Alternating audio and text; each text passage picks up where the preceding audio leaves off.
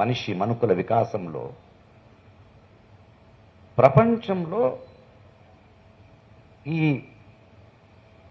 ఏమంటాం మనం, ఈ వైవిధ్యత ఉంది కదా, ఇది ఎప్పుడూ ఎవరో ఒకరు దాన్ని వైషమ్య సూడిలో పెడుతూనే ఉన్నారు. They want to do it. ఎందుకు మనిషి తరతరాలుగా in this whole process of ఎవల్యూషన్లో ఎందుకు ఈ ఇంత అద్భుతమైన ఒక కాన్సెప్ట్ని వైషమ్యంలో మనం ఆలోచిస్తే అసలు డైవర్సిటీ ఏంటని మనం అర్థం చేసుకోవాలి.